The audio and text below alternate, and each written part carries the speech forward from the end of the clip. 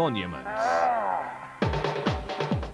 Hello and welcome to Mighty Monuments. I'm Adrian Wall and behind me is the castle at Kenilworth here in the Midlands. It's one of a whole lot of medieval castles looked after by English Heritage, and I've been asked to tell you all about it.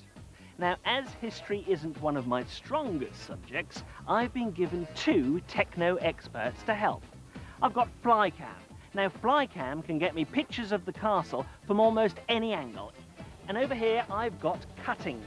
Now, cuttings can become online electronically to almost any historical library in the world.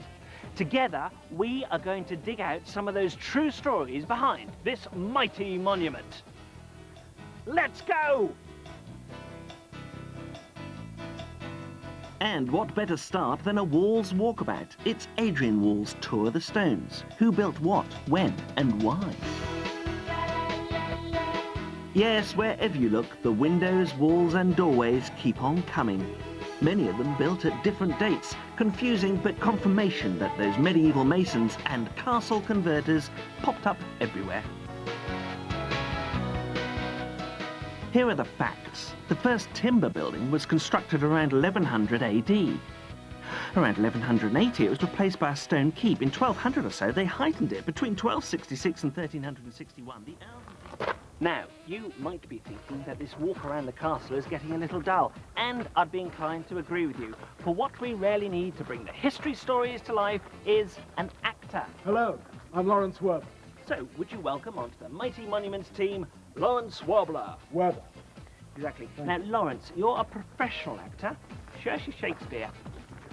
Tomorrow, and tomorrow, and tomorrow creeps in this petty pace from day to day to the last... Indeed it does, Lawrence. Now let's see some of Shakespeare's great expectations. Dickens. Well, I only asked. Hold your noise!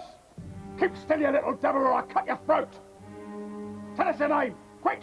I'm Adrian Wall. Adrian, we're on line for the first story. And I believe in this first story, Lawrence, you play a 12th century monk on Mighty Monuments.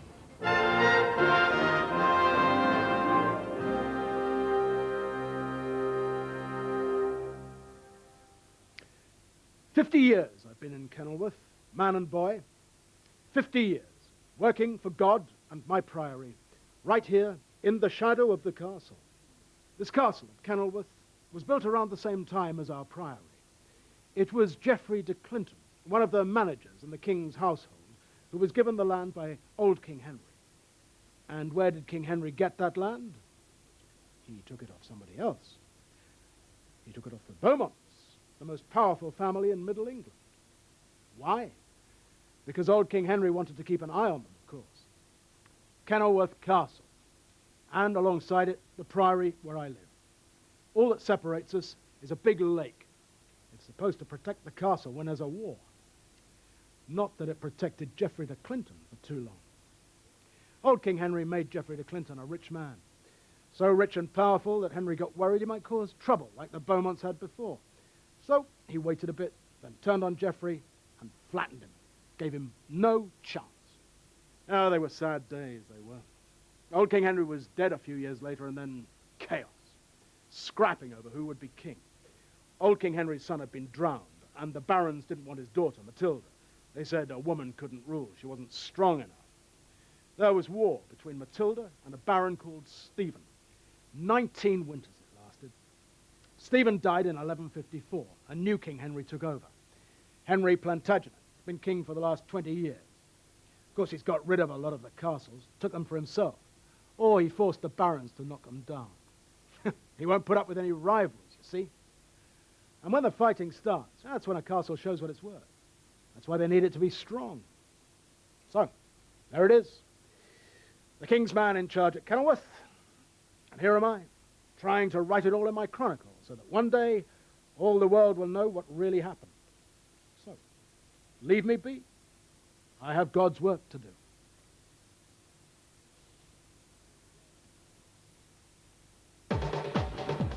So, when the arguing stopped and the fighting began, that's when a castle showed its true worth. Now, Flycam here is filming the keep, the heart of the castle. and with its tremendously thick walls and living accommodation, that was the one place above all that had to be defended against attack. Now, how do we know this? How do we know this? How do we know this, Cuttings? Because, Adrian, we're online to the Central Library. Okay, Cuttings, press a few buttons and let's see what the librarian knows about this keep. Well, Adrian, the plinth of the keep, its base, was steep and smooth to stop any attackers climbing the walls. Most of the original windows in the keep buildings were not windows at all, but narrow slits in the wall, tiny targets for enemy crossbowmen, and more importantly, they didn't let in too much cold winter air. At the top of the keep, holes supported a wooden platform, the fighting gallery, from which you could look down and fire upon an enemy. Wells inside the keep provided a constant safe water supply, crucial in times of siege.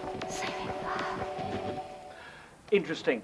And now on Mighty Monuments, it's time to welcome back Lawrence Wobbler. Werber. Welcome. Thank you. Lawrence, Got enough information for another story. a story about the siege of the castle in the 13th century. Good.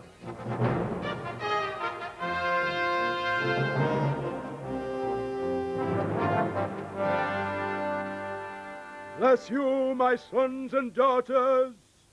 Bishop Philip Porpace here. May you live a long and healthy life and end up in God's kingdom. All right, before you say anything, it's true. This outfit's a fake, a disguise to confuse the army that's laying siege to the castle here at Kenilworth. Just something to give our side a bit of a laugh when I go up on the walls and pretend to bless the attackers below us. My real job is surgeon, doctor, somebody who mends the wounded and heals the sick. Plenty of those in a siege too. And the fighting's not just been here at Kenilworth. It started when the new king took over, little Henry, the third we've had in England. Just a child, 9 years old when his father, King John, died.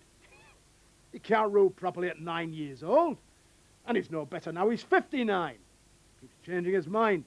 People don't like that. Especially not powerful, clever people like his sister, Eleanor de Montfort. King Henry gave Kenilworth Castle to Eleanor and Simon de Montfort, her husband. Now, there's a man who should be leading this kingdom, Simon de Montfort. And he tried 2 years ago. Him and the other barons were sick of the king, so they got together an army and had a go, won a battle at Lewis, were doing well, until some of the other barons let him down. King's side stuffed our lot, caught Simon and his eldest son. No mercy. Hacked their bodies into tiny pieces. But you can't give up. We got together a huge army and came to Kenilworth. We've been here since August 1265. We're inside and the king's army's outside, besieging the place. I'll tell you, Easter time, the king sent us an envoy to make peace. We let him in, heard what he had to say. Then we sent him back. After we'd chopped off his right hand. That's my job. Surgeon. Clean cuts, make sure the wounds can heal. Think it's vicious, do you? Do you think they'd spare us, that army outside the walls, if they got in? I'm telling you, I know the people inside this castle. The king's army will never, never fight its way into Kenilworth Castle. Never. And so, they never did take back the Adrian, castle. the online information says that the defenders gave up. The king got his castle back. I see. Eleanor de Montfort, who did live here, ended up in France. Eleanor de Montfort. She's the main character for the next story. Eleanor de Montfort went to France, and she is the main character in the next story. Ah, Lawrence, just the man. Or woman. We're almost ready for you. And, of course, you're going to play the main character in this next story. A challenging role, but not too difficult for a professional actor. Adrian, this isn't going to work. Why not? Because the next story is online. Online? On Mighty Monuments.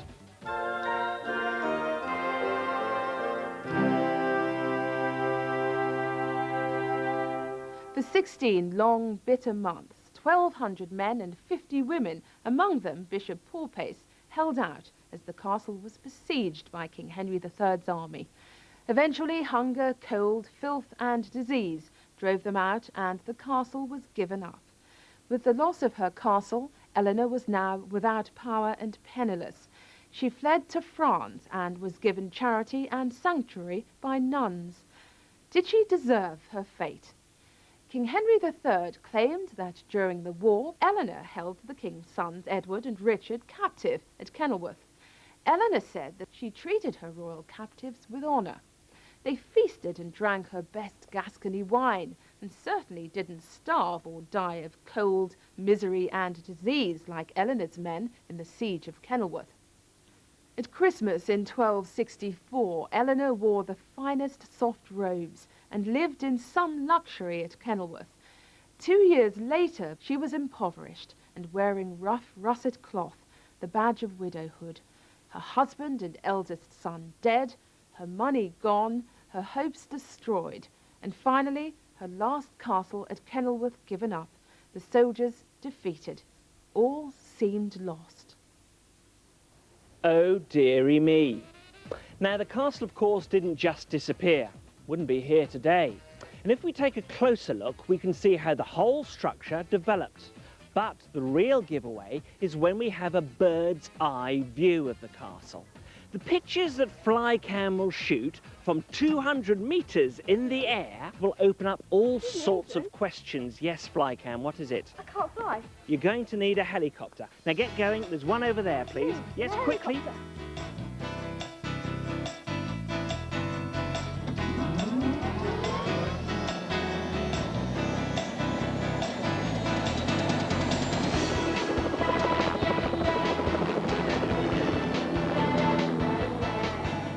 And after just a few seconds, Flycam's eye in the sky gets us shots of many more rooms tacked on to the original mighty monument.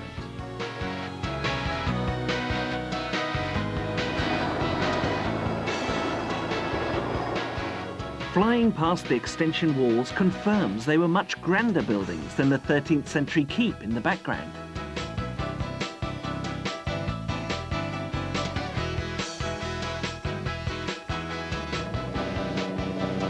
So, Flycam's flyby proves that 14th century builders moved in to make big changes at Kenilworth Castle.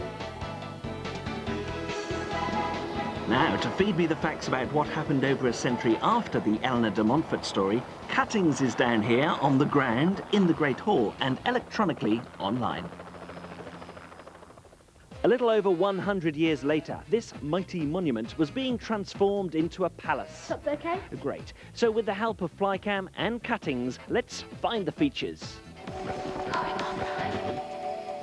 In the 14th century, the Great Hall was used for meeting, feeding and sometimes sleeping hundreds of guests or soldiers. But the emphasis was on personal comfort and show, less on military strength. Huge windows made the hall a brighter and a more pleasant place to be. Seats beneath them were designed for men and women to sit down, writing, sewing, eating or talking. This is a place for banquets, not sieges. At either end of the Great Hall were towers, the Strong Tower and the Saintlow Tower. These were like private apartments, with fine windows, fireplaces and latrines.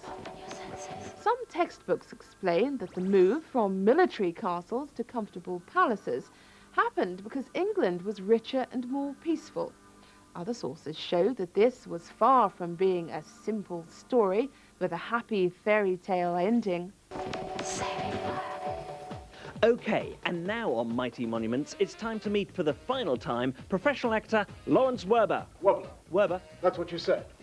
The story is set late, in the 14th century. After tea. But before bedtime. Lawrence will play the part of a medieval master mason on Mighty Monuments. Marvellous.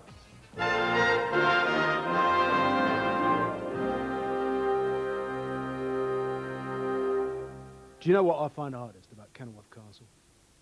It's not the stone for the walls, nor the oaks for the roofs. Well, they're thick enough, but I know how to handle them. And it's not the builders I hire. The masons, the plumbers, the labourers to dig, sawyers to saw, hundreds of them. They can be thick too, but it's straight as a plumb line with working men. They get shillings and bread and beer, and I get hard work Well done. Thieving, fighting, slacking, you're off the site. Ah, it's not honest labour that drags this country down. It's them that pay us, or don't pay us. Them that tax us and give nothing back. Thieving, fighting, slacking, that's all these lords and ladies know. It's John again, master of Kenilworth.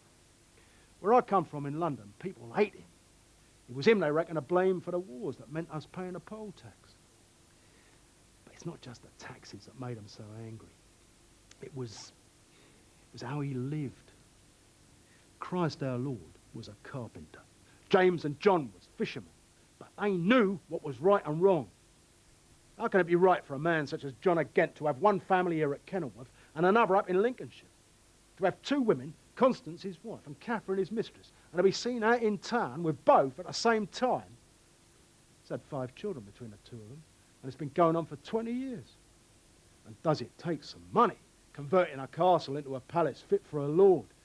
Nearly £60 my account for this year. Digging and carting clay and gravel to make the oriel next to his lord's chamber. Stones for the foundations. 3,000 tiles for the roof. Now, fine work for a master mason like me. Whatever I might think of the people who pay for it. Mr. Mason's memories closing 300 years of Kenilworth's early history. Through our story windows in this programme, we've brought you glimpses of how rivalry turned a walled keep into a siege stronghold. And yes, of how time and events expanded Kenilworth Castle into a major palace at the heart of medieval England. And so, on behalf of Flycam, Cuttings and Lawrence Wibbler, whatever, it's goodbye. I'm Adrian Wall, and you've been watching Mighty Monuments.